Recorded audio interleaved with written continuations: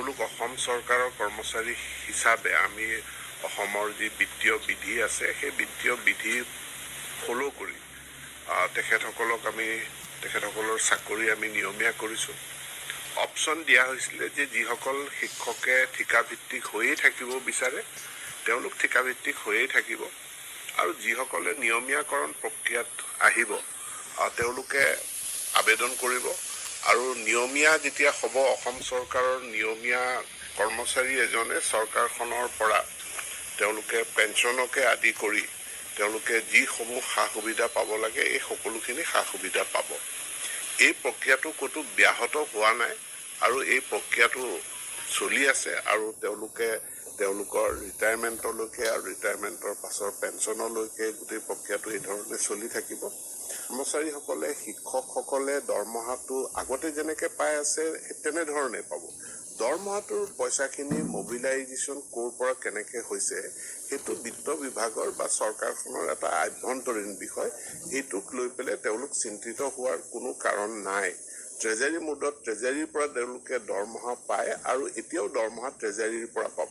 কোনটো ট্ৰেজাৰীৰ পৰা দৰমহা পাব সেইটো চৰকাৰখনৰ বিষয়, সেইটো বিত্ত বিভাগে সেইটো নিৰ্ধাৰণ কৰি দিয়ে, কিন্তু ট্ৰেজাৰীৰ পৰাই তেওঁলোকে দৰমহা পাব।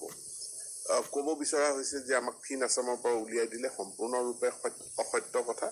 ফিন আছামত তেওঁলোক আছে, ফিন আছামৰ একাউণ্ট তেওঁলোকৰ আছে, আৰু ফিন আছামত তেওঁলোকে যিখিনি সা সুবিধা পায়, যে মানে তেওঁলোকৰ পে স্লিপ ডাউনলোড কৰা বা তেওঁলোকে এডভান্স পে'মেণ্ট ল'ব পৰা, আনকি ইনষ্টেণ্ট লোন ল'ব পৰা ব্যৱস্থা, তেওঁলোকৰ যি একাউণ্ট আছে তাৰ পৰা তেওঁলোকে ইনষ্টেণ্ট লোনো ল'ব পাৰে।